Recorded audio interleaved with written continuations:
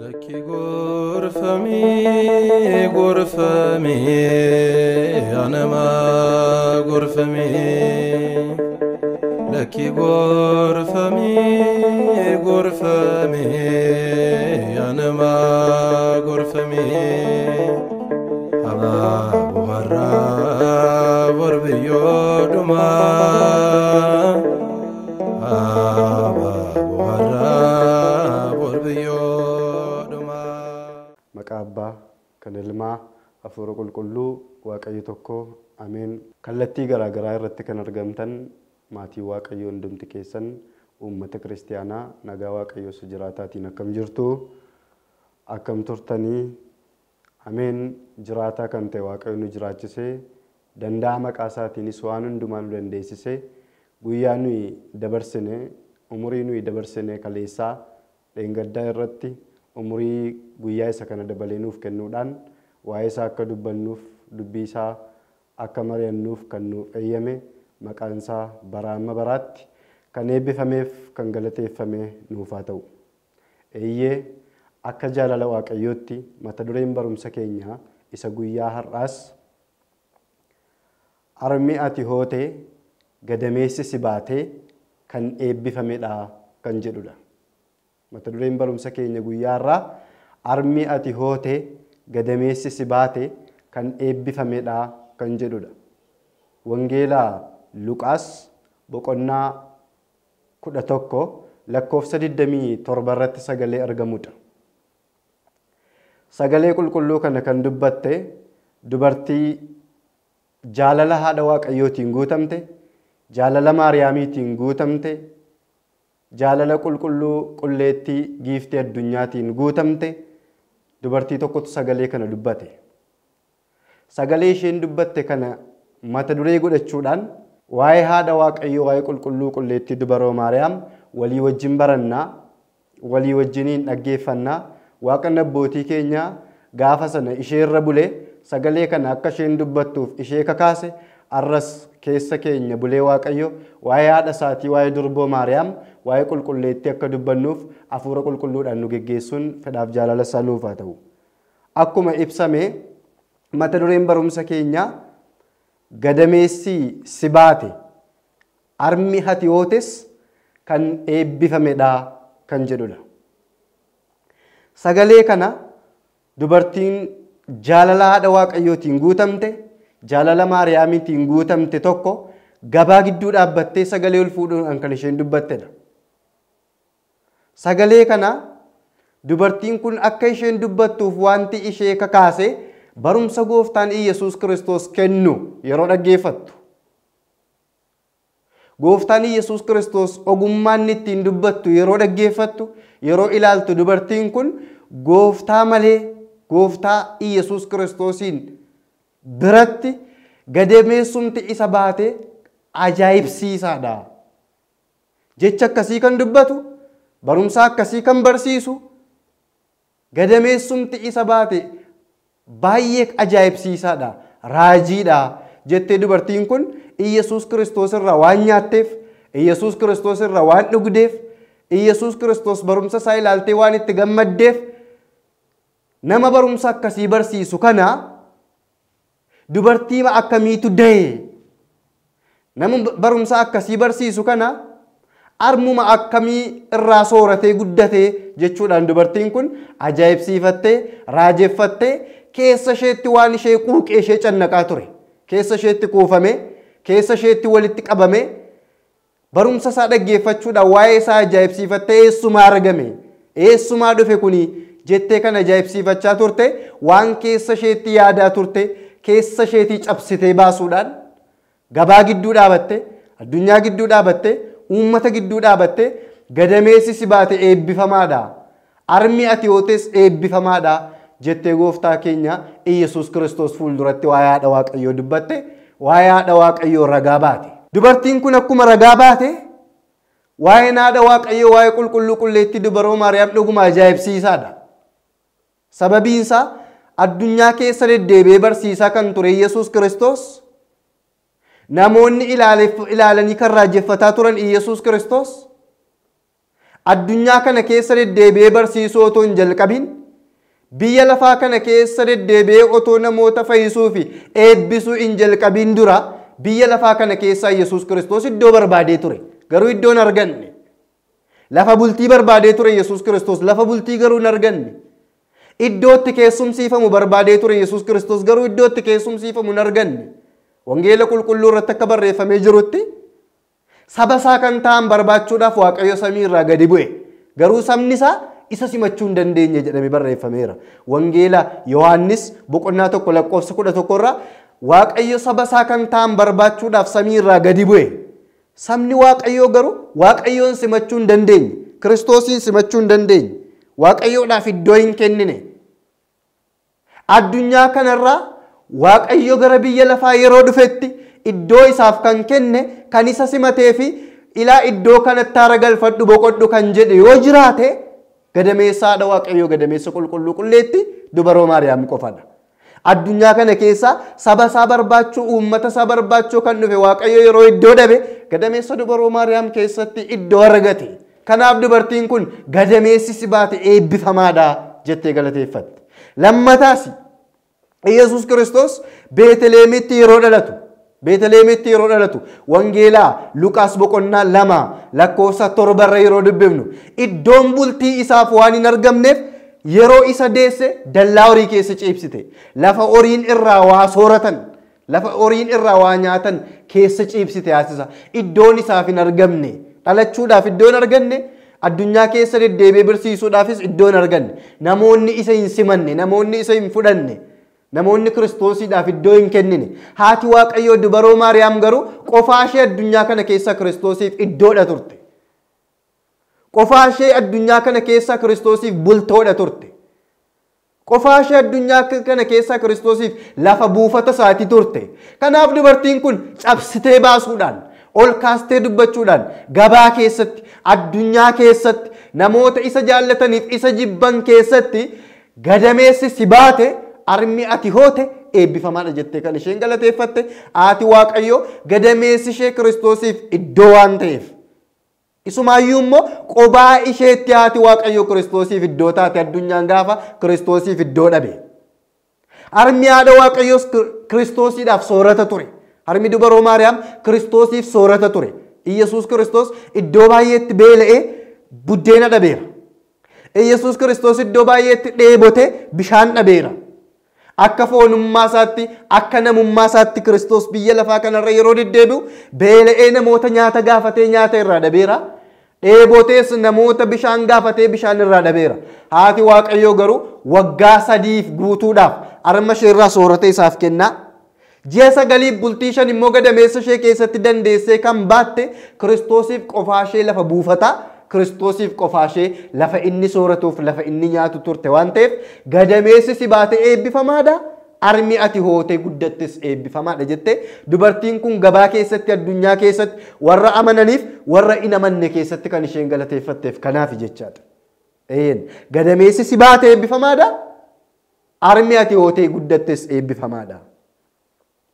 Dhugumatti haati Waaqayyoo Kiristoosiif lafa nyaata isaatii ishee qofaadha.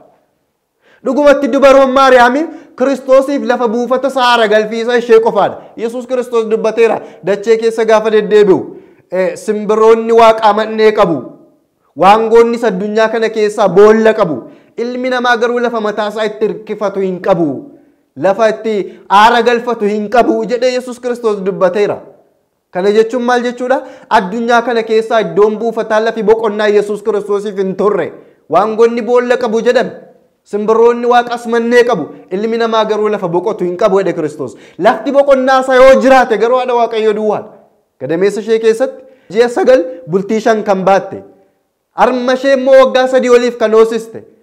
Rakkoo gurguddaa isaa wajjiniin kan dhandhamteef kan hirmaatte haati Waaqayyoo dhugumatti qobaa ishee iddoo buufata Waaqayyooti. Dhugumatti qofaa ishee lafa Waaqayyoo irraa nyaatu lafa Waaqayyoo irraa dhuguu fi itti aara galfatu turte waan ta'eef gadameessi si baate eebbifamaadha.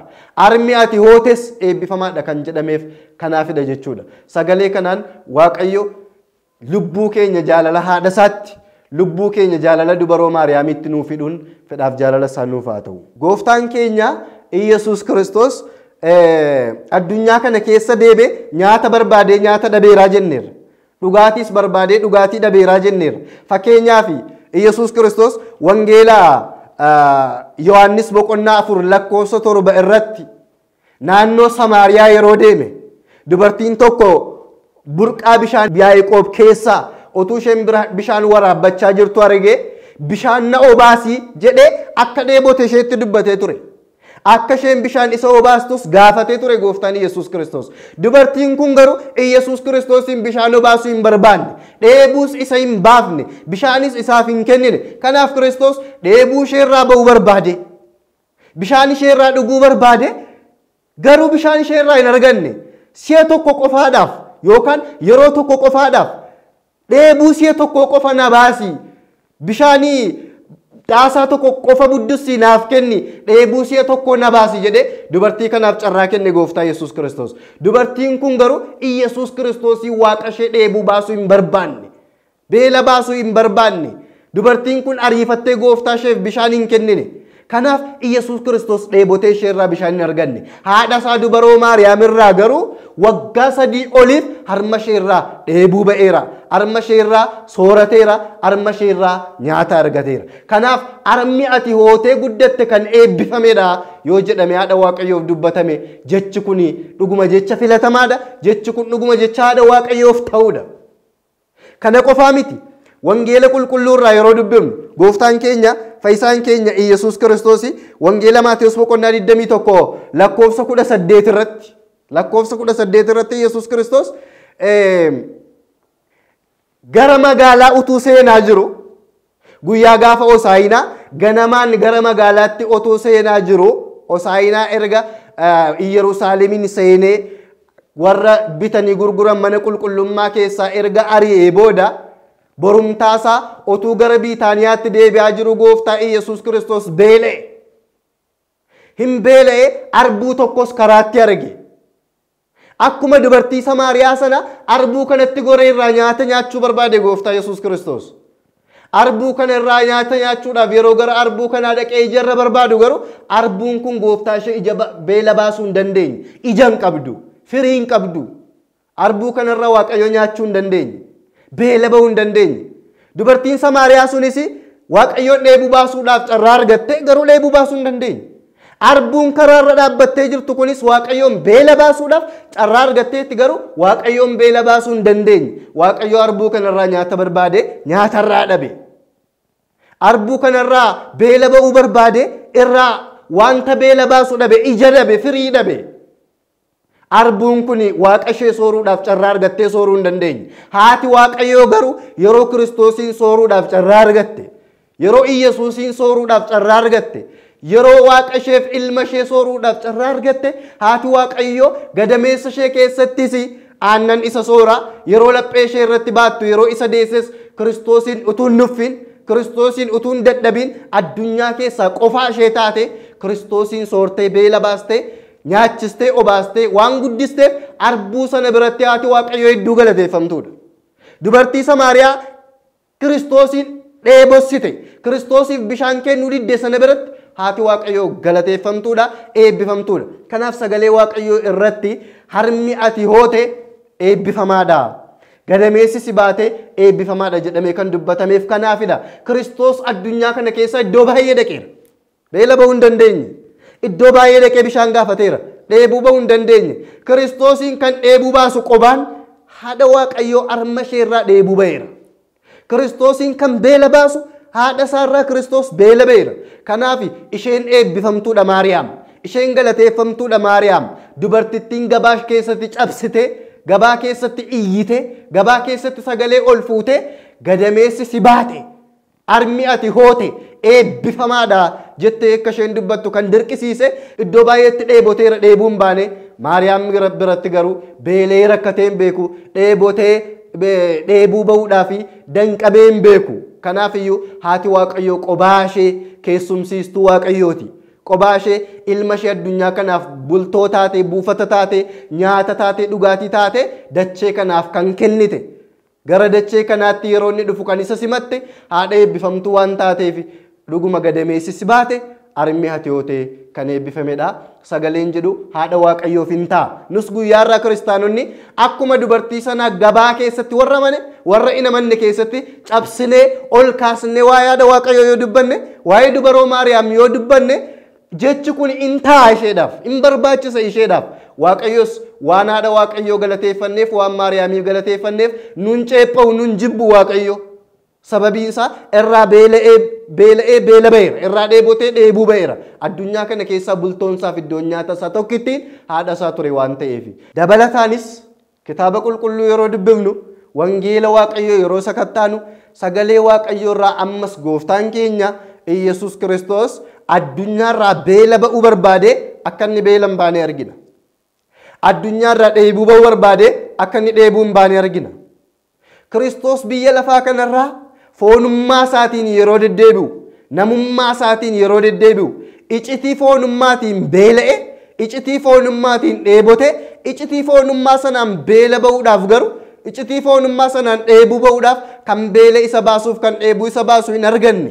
Wangeela qulqulluu irratti wangeela Yohaannis boqonnaa 19 lakkoofsa 28 irraa yeroo fannifame gooftaan keenya, yeroo fannifametti fayyisaan keenya Iyesuus Kiristoos, Waaqni waaqotaa mootiin moototaa fannoo irra taa'ee otoo jiru, kan hundumaa beela baasu Waaqayyo, kan hundumaa dheebuu baasu Waaqayyo, fannoo irratti harka isaa lamaan diriirsee sa'aatii dhiphinaa sana, sa'aatii gidiraa sana, sa'aatii rakkoo sana gooftaan Iyesuus Kiristoos addunyaa guutuudhaaf fannoo irra taa'ee nan dheebodhee sagalee jedhu dhageessisee ture gooftaa Iyesuus Kiristoos. Nan dheebodhee jedhee addunyaatti dubbatee ture.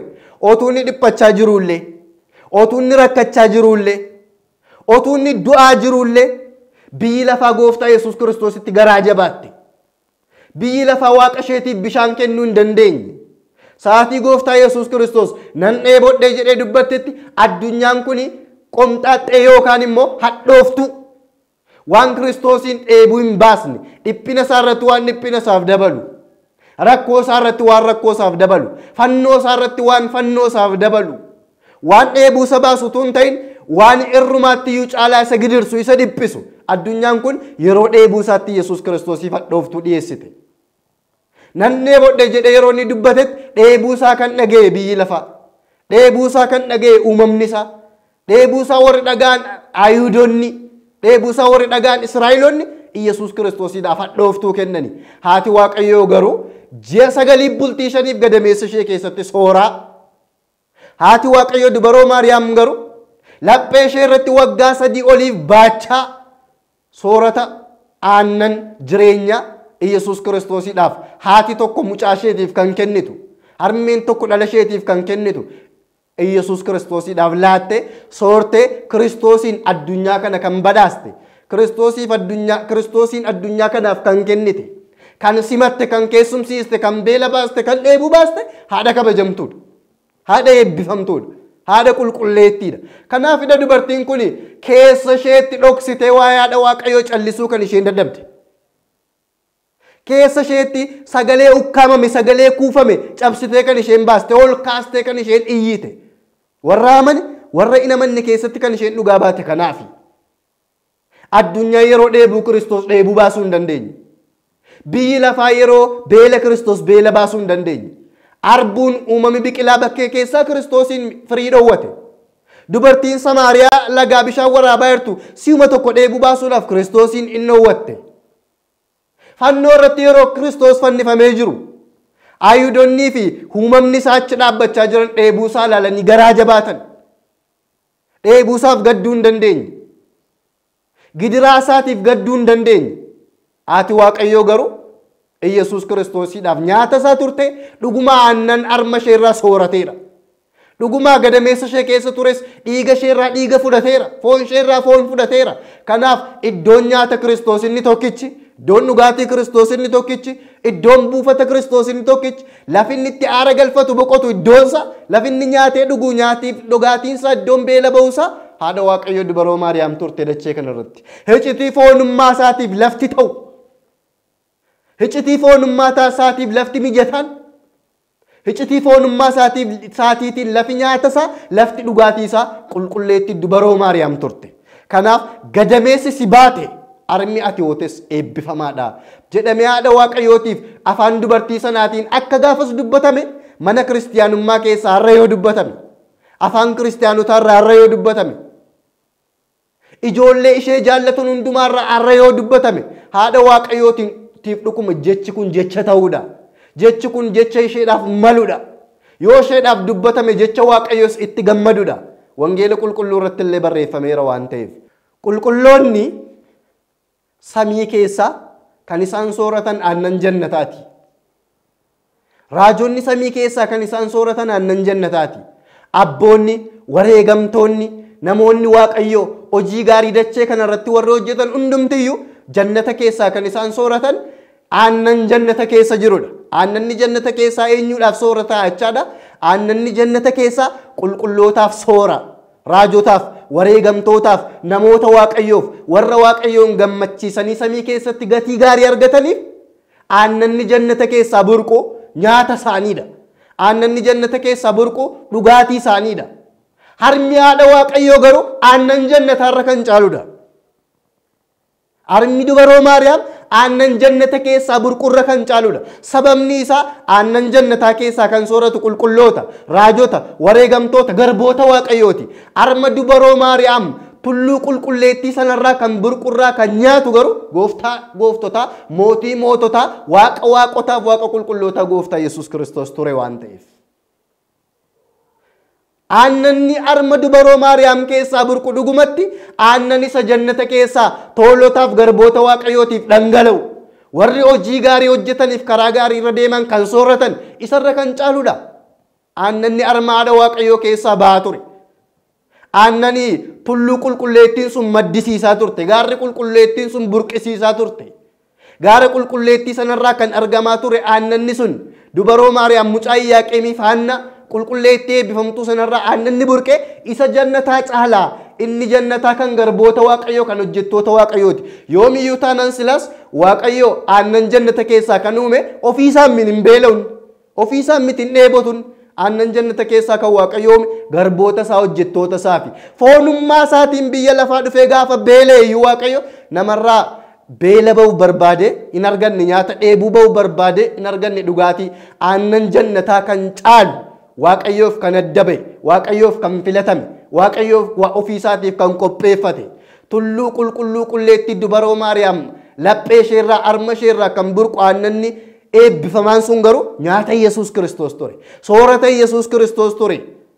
Kanaaf haati waaqayyoo iddoo nyaata Kiristoos, iddoo dhugaatii Kiristoos aannan jannataarraallee iddoo caaltudha. Iddoo soorata Kiristoos aannan samii irraallee kan caaltudha. Isa samii irraa qulqullooti kan sooratan gaafa ta'u dubaroo Maariyaam irraa gooftaan keenya fayyisaan keenya Yesuus Kiristoos waaqni waaqotaa inni samii irraa gadi bu'e inni ol ba'e inni deebi'ee dhufu Yesuus Kiristoos ishee irraa soorateera waan ta'eef nyaata kan inni argate ishee qofaarraati.